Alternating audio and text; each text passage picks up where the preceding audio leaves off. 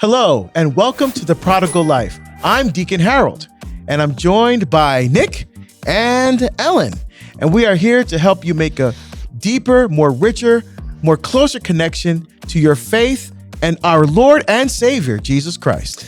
Yes, indeed we are. And today we have a continuation of the conversation we began in our last episode with Dr. Peter Howard.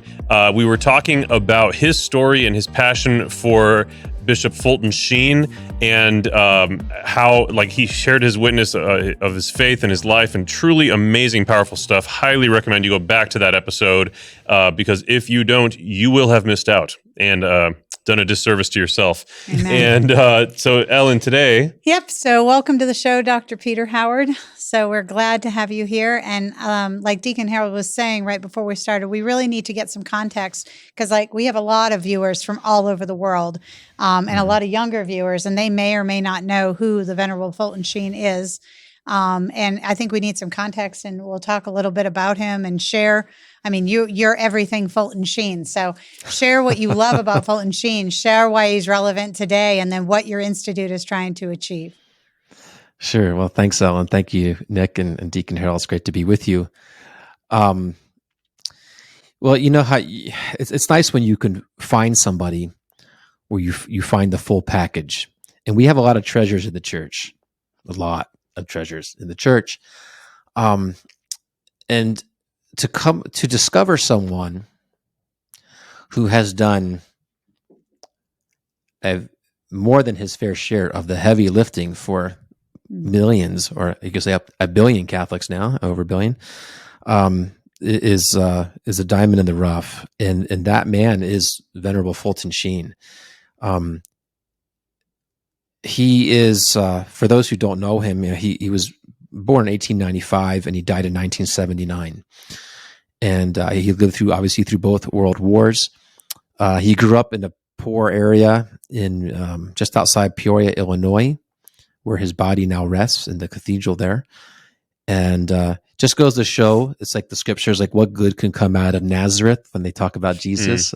He was born and raised early years in El Paso, Illinois, which nobody would know what that is.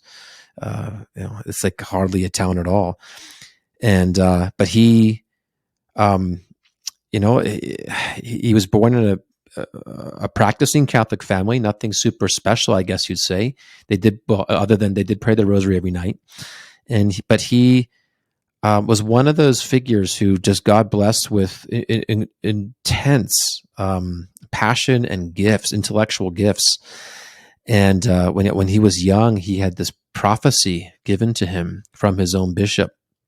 And it happened after one of the most embarrassing moments of his life. He was an altar boy, and he was Bishop Spalding was the bishop in Peoria, and he's in the cathedral, and he dropped one of the cruets, and he said, and this is in his own autobiography, there's no level of decibels that equates to the sound of a glass cruet crashing on a marble floor.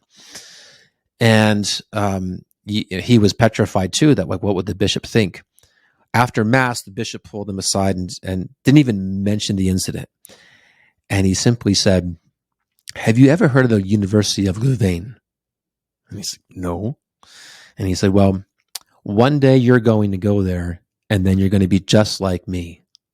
And that was it.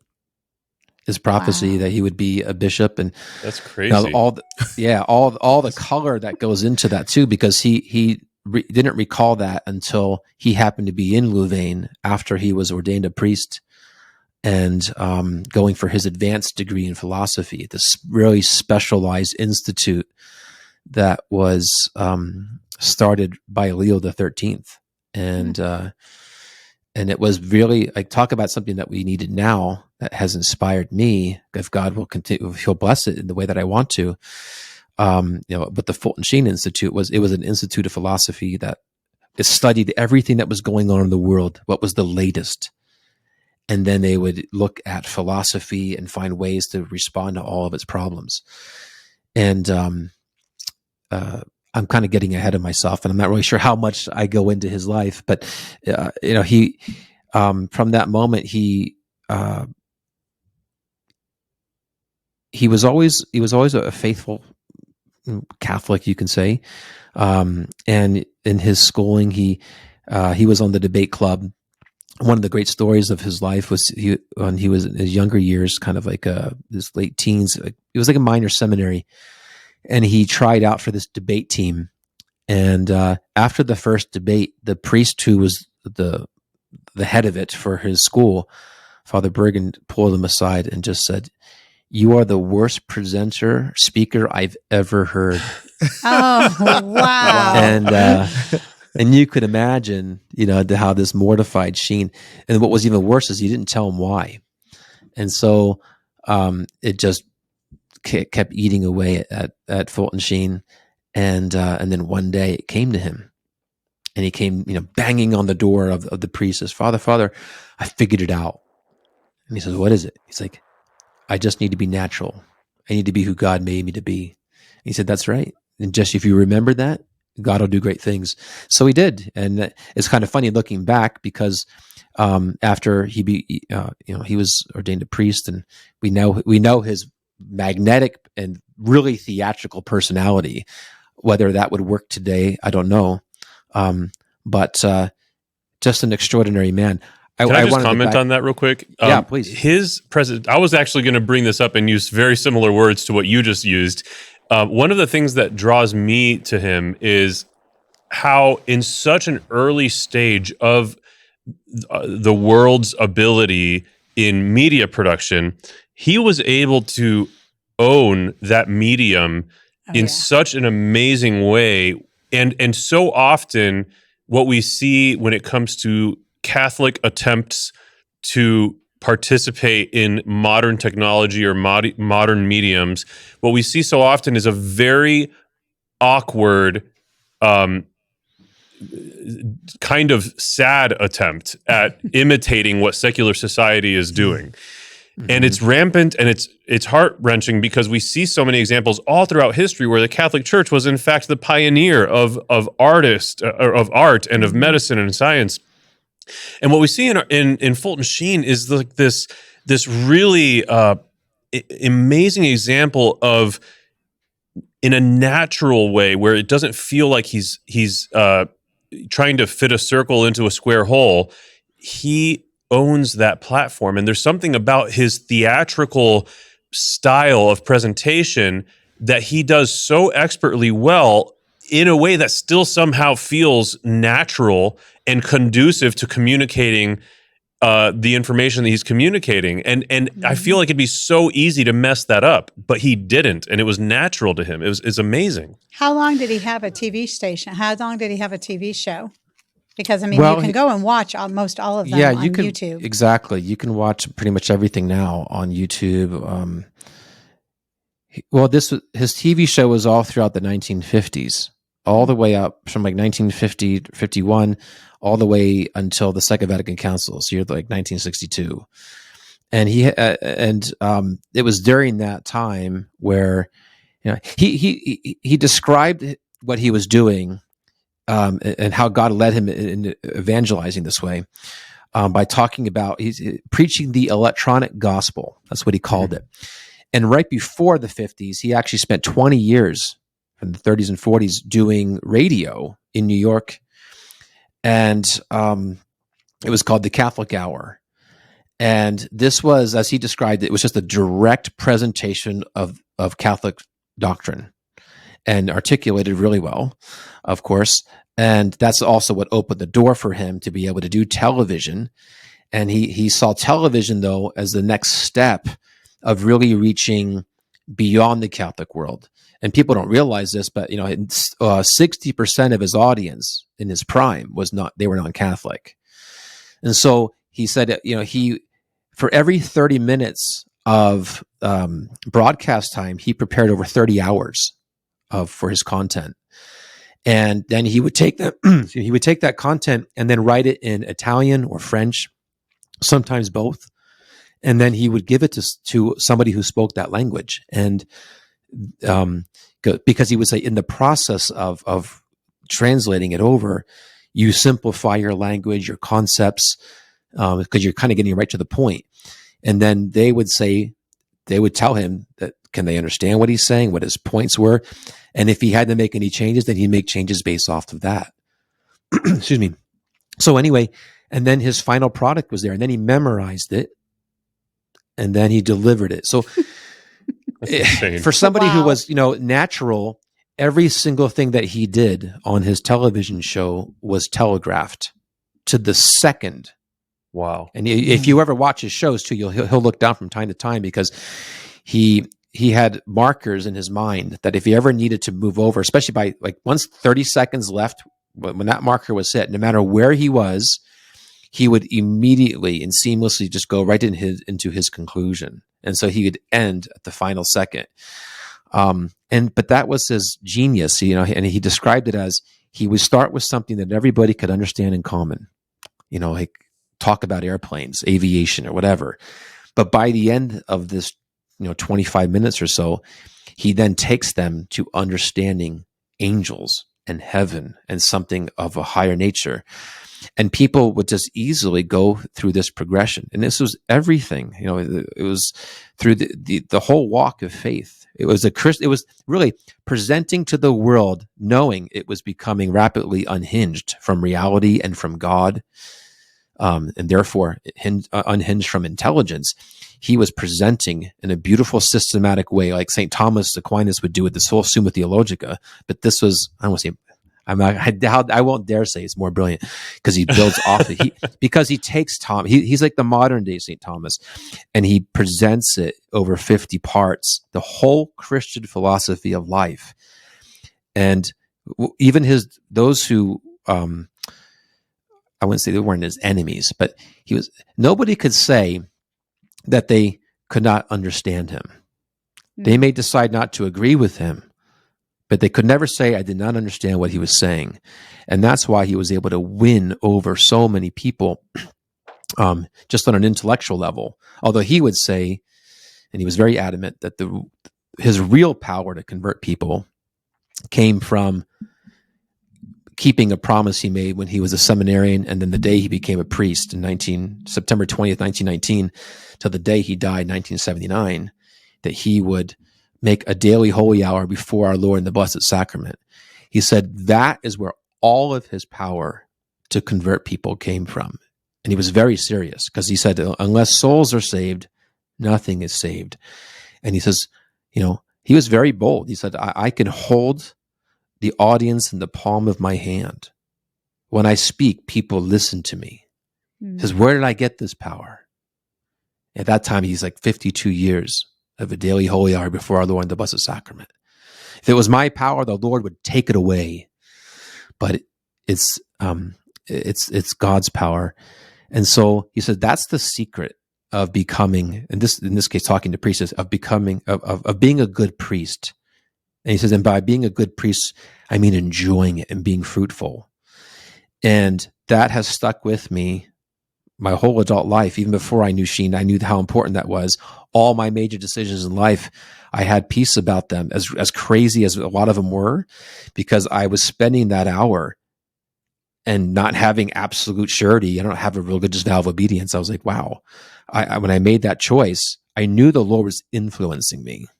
And so, this is a message of Sheen that has not gotten out yet. That many people see him as a popularist and in the broadcast world, and he was genius in that. But when we're talking about Sheen, Venerable Sheen, which means he's a man who possessed heroic virtue, not just a heroic intelligence, heroic virtue. Well, where does that come? Because that's why he's declared a saint. Otherwise, Lucifer would have been basically a saint on intelligence alone. He knew, as Sheen said, that he and the angels knew too much, so they only had one choice. It's in our will. He reminded us so often. He says, Christ said, if you know my doctrine, you will do my will. He didn't say that. He said, if you do my will, you will know my doctrine. And that was always a big thing, obedience and love for the papacy. And he knew all the popes personally, and I've wondered, what would he say now? I don't know. I have my thoughts on that. What I love about Fulton Sheen, first of all, he had an incredible sense of humor. When you watch those shows, he told was some jokes. They hilarious. were funny.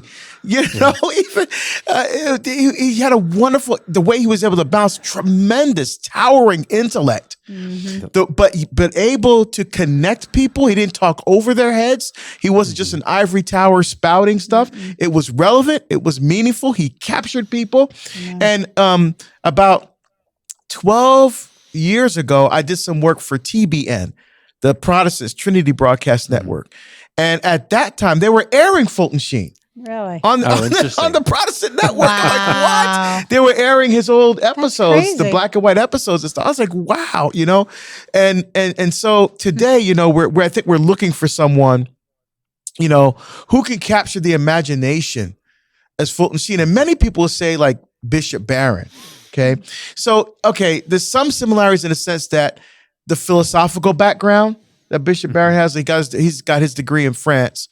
The way he's able to communicate on social media, because for a lot of these kids say television is nothing. Right. I mean, they you know, it's YouTube and apps and, you know, and so the way Bishop Barron is able to connect on social media, you know, but he's not Sheen though. No. You know, he's good, but he's not Fulton Sheen. Right. You know, some people compare him. I've heard people comparing him as kind of like the modern day Fulton Sheen, and having heard a lot and read Fulton Sheen's books as well.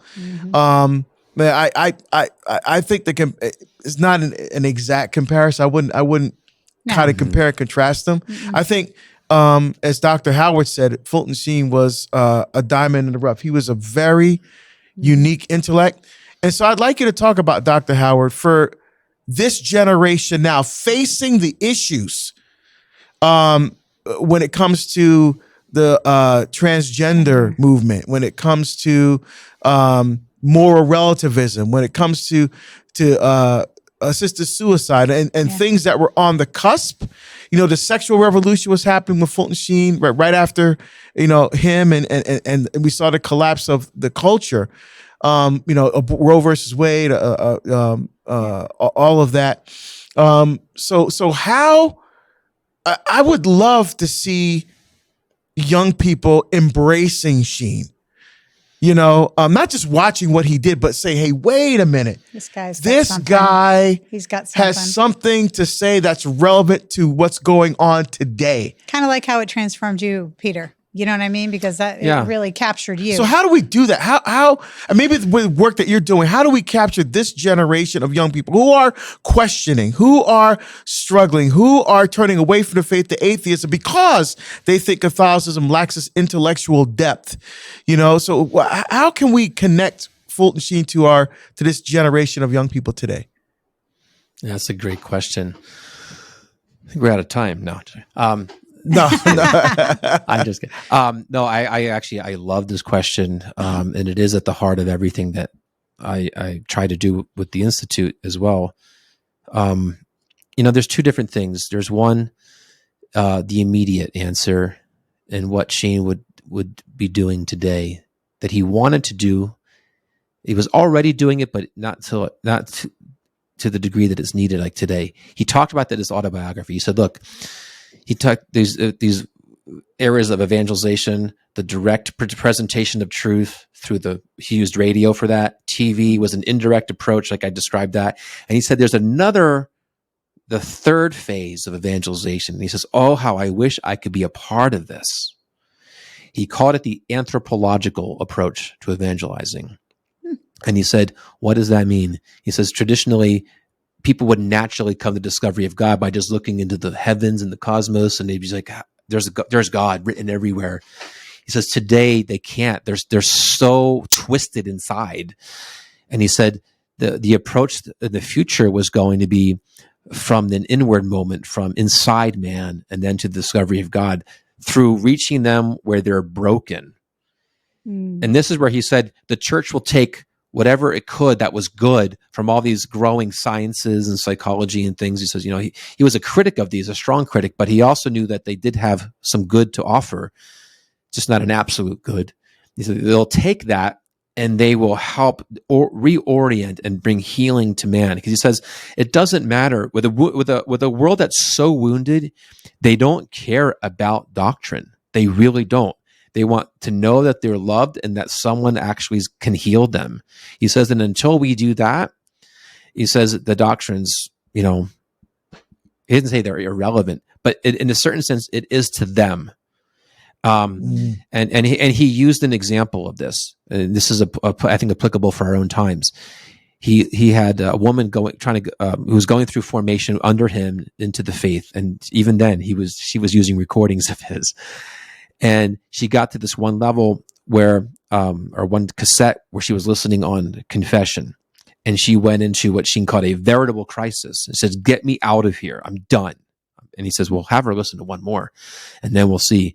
And she still couldn't get out of this. She said, I'm done. I got to get out of here. And then he walked up, this time he met her, and he said, woman, dear woman, your reaction to what you've just heard is completely disproportionate. Now, only a saint could probably really say this. He says, "Have you had an abortion?"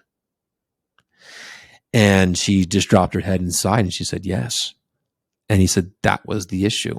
And confession triggered that. He says, once he got her into confession and got her soul right with God, he says, then he was able to just unravel the treasures of the faith for her.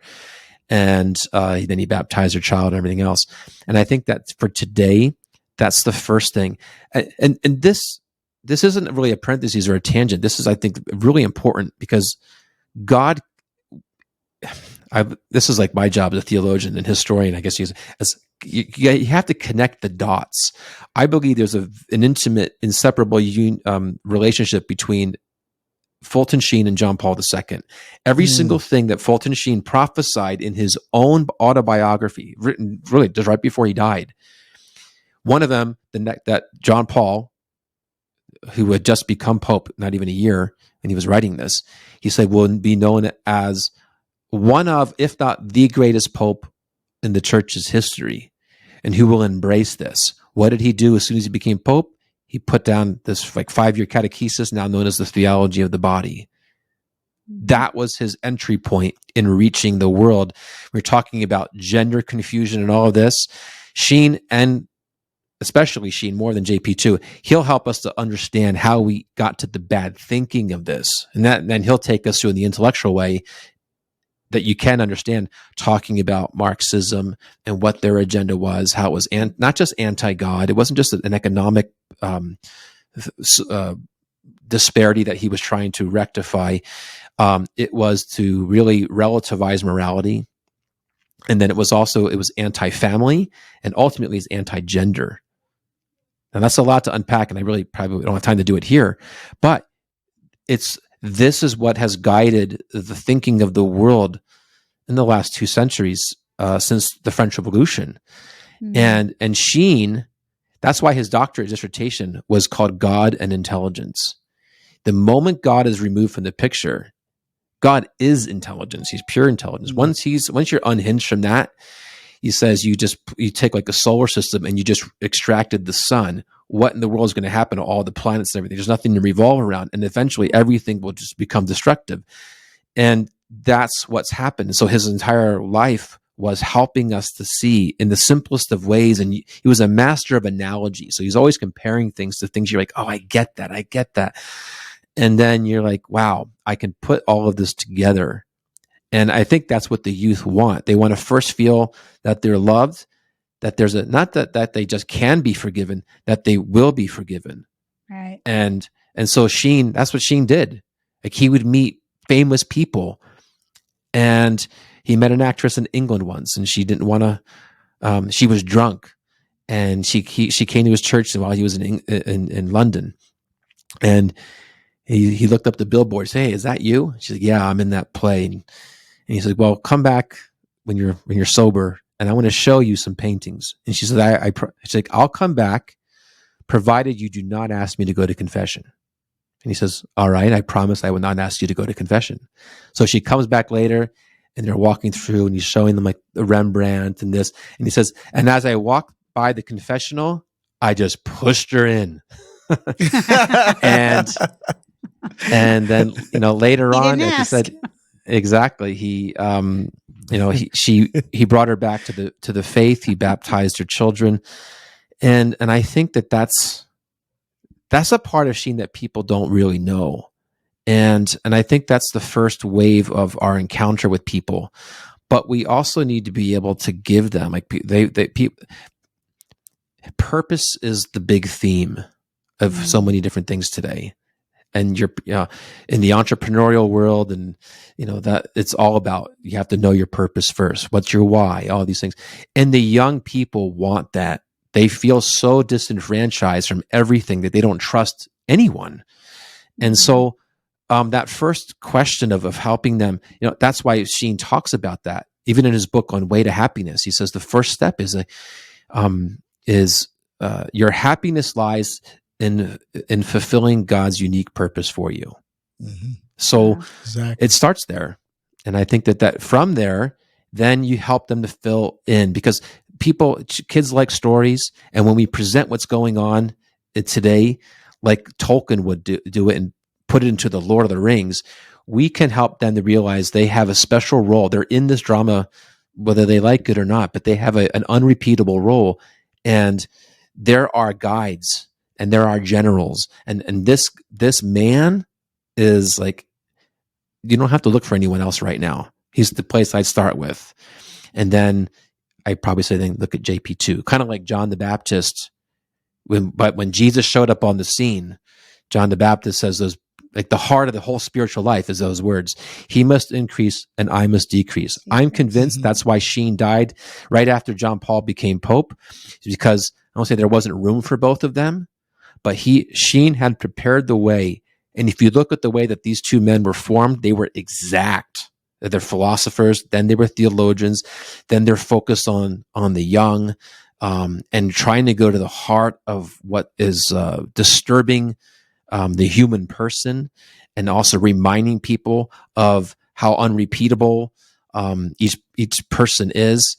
And so today, when we have all this gender confusion, they're gifts for us, especially Fulton Sheen, because I think he's a lot easier to understand, to help the world understand first, like, what are you seeking when you're distorted and twisted, and in this, he wouldn't probably use those words directly to the person, but what are you seeking? And then help them to realize that your rocket or whatever it is needs to be needs a trajectory change over here, and you'll find it, rather than sit there and condemn them.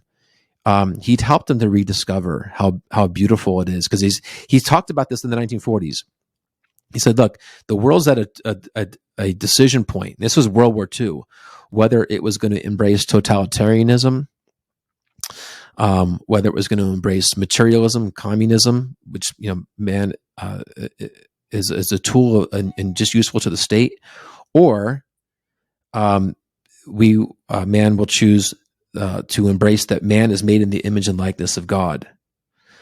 And he said, I'm very fearful, because looking at where we're going, especially America, he said, look, we basically see ourselves as animals to be manipulated. And that doesn't lead to anywhere good in the end.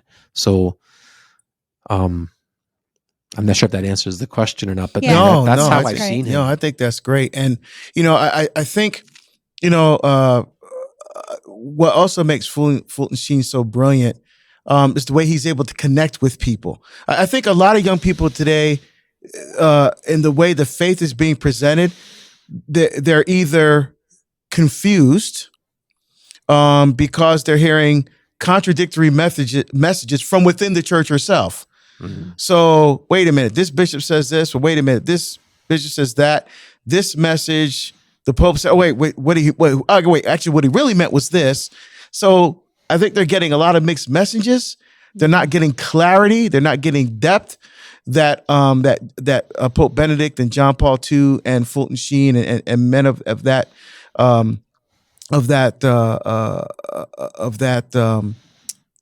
ilk were able to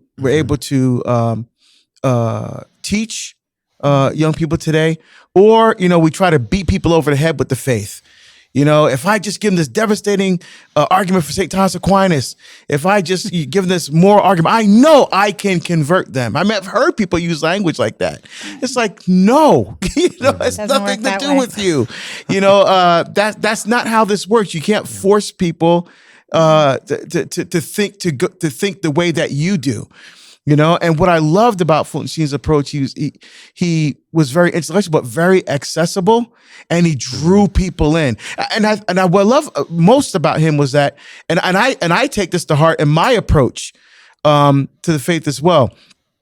How do I get this person in front of me who may be antithetical to what I'm saying or thinking? How do I get this person to want to listen to more of what I have to say? Not how do I convert them? How do I get them to listen to more of what I have to say? Because now you're entering into conversation and dialogue. And I think that's what I love about Fulton Sheen's approach the most. 100%, because every time, I'll tell you, I mean, I've listened to, I don't even know how many talks I've listened to him by, and I always wish that I could have just had a conversation with him. You know what I mean? Just because he never made you feel like, even when you're listening to him, he never makes you feel like he's above you. Yeah. You know what I mean? That he's preaching. Exactly. He's not preaching to you. Yeah. He's just talking to you, and he's just sharing what he has, but he's doing it in a way that's real and humble and honest. And so that's why I think the youth of today, especially, and all people, all walks of life, would benefit from watching him and just listening to his words, because that's what he does. And I think that's where he has a nexus with Mother Angelica, which is just the opposite. She was not a towering intellect. She was not a philosopher. She had no advanced degrees. Right. But like when my father, who was a hard man, not a person of faith, abusive, drunk, all that stuff. Right. But watching Mother Angelica, I'm like, wait. That's how he came back, started coming back to the faith. How does that even happen? A man like that. Amen. Was attracted to the faith initially, not by my example, not by my mother. Mother Angelica. Mother Angelica? There you go. See, and that's what I think Fulton Sheen and Mother Angelica had together. They were but they're real. Because people said, I totally get what they're saying. Because I asked my father, I said, Pop, what? Why did you keep watching? Because he thought he was going to be watching me. Right. Instead, Mother Angelica was. I said, why'd you keep watching? Man, he never went to church. Yeah. He never went to church. He goes, she just made so much sense. That's right. And that's what people say about And that's Sheen. Fulton Sheen. He just made so much sense. And we need people that make sense in the world today, because we live in a world that makes no sense. Amen. Exactly. Look at everything going on. It makes no sense. I know, it's but we need people like Sheen to help us to bring things in a proper perspective and get us back on track again. That's why I love what you're doing, but we need more people to really see and understand the brilliance of Fulton Sheen and his relevance for the culture today. And hopefully the sainthood, you know what I mean? Because think about St. Thomas Aquinas lived in the 13th century. He's still very relevant today. People draw from him all the time. All the time. Seminaries draw him all the time. So I think that we could do the same thing with Fulton Sheen for our times today, for sure. It's important. Yeah, it's very, very important. Well, we need creativity, and we need to be very close to the Lord in the midst of that. And I think that those two things were what Sheen just gravitated to. And yet, he worked tirelessly. I mean, his schedule was just crazy. When people say, I don't have time for this, or I'll speak for myself. When I'm like, oh, I don't have time to get this in, or it's a holy hour, because that's very important to me. And I know Sheen too well. I'm too close to him in the sense of my love for him. And I'm just like, I just hear his voice. He's like, you'll have to give up free time. You're going to have to wake up early. You're going to have to look at train schedules ahead of time, because you know that from Jerusalem to Cairo, it takes this and this and this. So you're going to have to take your hour, at 11 o'clock at night. And I'm just like, it just stays with me. But that's the kind of stuff that we want. And everybody who knew him or met him, I don't know of anyone, because I've met a number of people. They're like, you were the only person in his life when he was talking to you. And I remember I just past year, I had a conversation on my podcast with Ted Flynn. He's with Signs and Wonders. And right before he founded that, he said he met Sheen, in DC, where he was living. And Sheen told him two things. I hope I can share. Well, he shared it, I think, on my show. So, but the first thing, though, was before he said anything to him, he watched Sheen treat one of the maids of the hotel behind the scenes. And the way he treated this woman with such reverence and respect, and that nobody else was noticing. He just started weeping, and he was really young. I think he was in his 20s. And then the other thing, he said when he had a personal conversation with him, he said, "Look, if you really want to make it and make an impact, don't work for the church." Yeah, there you go. That's basically right. Be unleashed. Let the whole, be daring and do something big. But anyway, but I think that's a common thing with Fulton Sheen was what people didn't realize of. He was a wealthy man in the sense of how much, today he would have been worth over $100 million with all the books and things that he sold. But he always literally would give all of his salary that he made from TV, he went right to serving the missions. People who knew him closely would notice how often he'd have a different jacket on, because on the way home, he'd give his nice wool coat to a homeless person, or one woman who lost her job. He didn't just tell her, "I'm sorry you lost your job. I'll pray for you." He then went out, found the job that she would like to do, got her hired, and then would check in on her to see how she was doing. I mean, who does that? Yeah. Yeah, he was amazing. And this guy was a mega celebrity. He converted. I mean, look at Martin Sheen, takes his name from Fulton Sheen. Yeah, that's right. So there's hope for Charlie. I mean, I joke about that. Yeah, that's right. But I'm serious. Sheen says, God does not do anything in history without the finesse of detail. Whether Charlie likes it or not, if he tries to go back to Steeves or whatever, he's tied to Sheen. And who knows that maybe that's some grace that's going to be there, But anyway, so he's what is going a man whose on? time has come.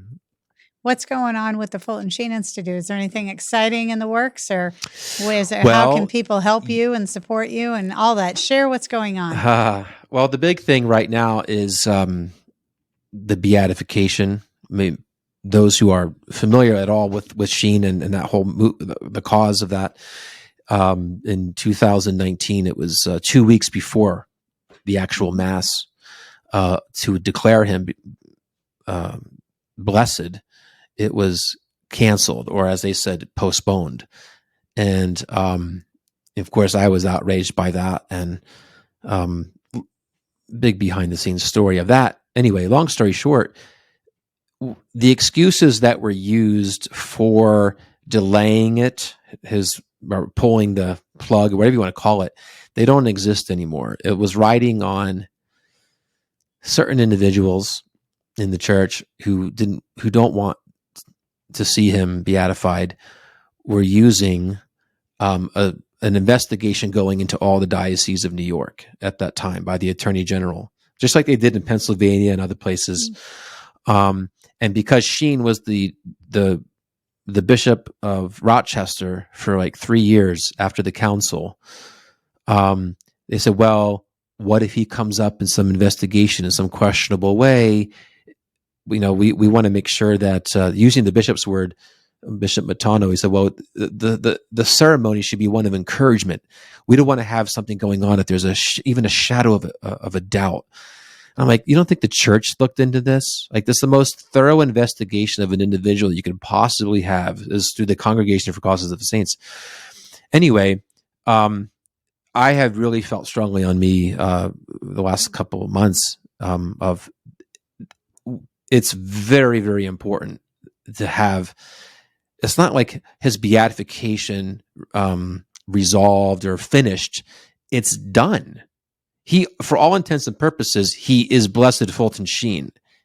Everything that, all the investigations, the medical review board of the first miracle, the theological review board of the first miracle, they've approved it. All it is at this point is rescheduling the ceremony where they simply declare him. That's it. And that could be done at any time. And so what I am doing is just really taking that torch back up and launching a massive petition campaign that I want to be able to present to Bishop of Rochester, and also just to the Congregation for Causes of Saints. I want people to see, I want these individuals to see how much we are clamoring for the saint. Like in the old days, saints by acclamation. But he's gone through all the tests and everything else. We need him now more than ever. And the Institute right now this is underway. This is going to be, reaching everybody we possibly can. Hopefully, and I'm looking forward to working closely with you, Awaken Catholic, because people need to rediscover who he is. In the petition in itself, it's a little bit longer, but it's okay. It's just like a little précis, little synopsis of why we need him, a little bit of the history so people know why it got postponed. Just, put it in a little package thing right there. But to also say, we, the undersigned, I'm hoping for at least 500,000, which I think is actually conservative considering how many know him. But to say we need him, just like the church clamored out for John Paul II, Santo Subito, and really saying, look, there are no more obstacles to be overcome.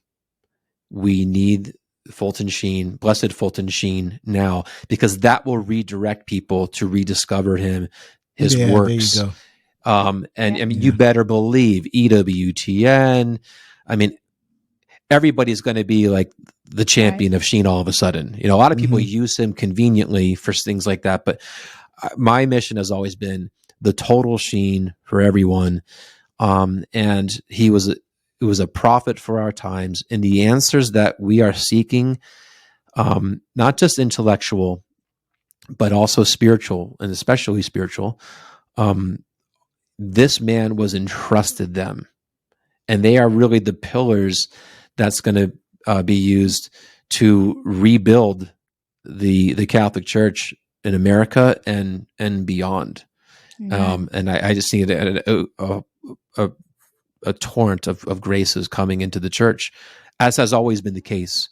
And so we're taking up that torch, and we're going to be, and we are inviting everyone we can to just please ask your following. You think about these mega podcasts, and of course, look at this one, the Deacon Harold, and the Catholic influencers, and saying, look, we need to get behind this. And it's very simple. There it is. Just sign the petition. So there's going to be a petition that's going to be set forth that we'll be able to promote and publicize and put out to all the different. Okay, wonderful. Yeah, it'll be on FultonSheenMovement.com.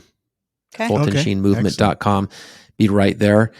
And this is I believe this will be a turning point for our country and the Catholic Church here, because it's not just, there's a whole other dimension that we haven't gotten into, but we don't have time.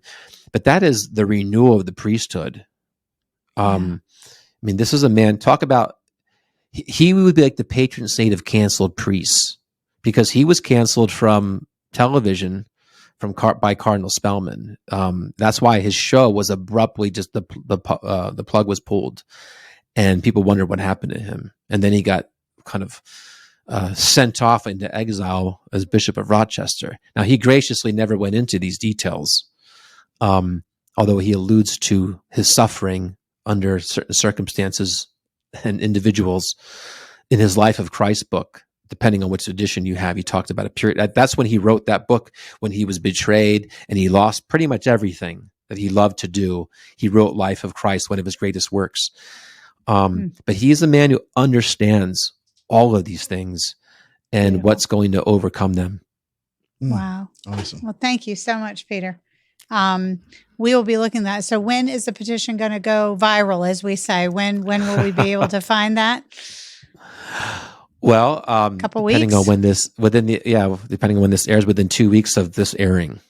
Okay. All righty. Well, so that there's is very work behind helpful. the scenes and getting in touch with people. And of course, there's podcasts like this that if you're hearing this, it's, be a part of history, be a part of a man that, we need men in the arena. And this guy was in the heart of it. He's like the patron saint of the men of the arena. If like that, Amen. those words from Roosevelt. So, I love those words. Wonderful. So FultonSheenMovement.com. That's right. Got it. Okay. So that's very, very important. Well, wow. What a pleasure to have you here. Thank you for coming all this way on our little virtual interview with you. We really appreciate it. And if you like this interview and you want to support us, please go to the awakenapp.io, where you can get all the wonderful podcasts that we have at Awaken Catholic. We have a prayer library in English, Spanish, and Latin. We have a messaging app and a bunch of other wonderful content.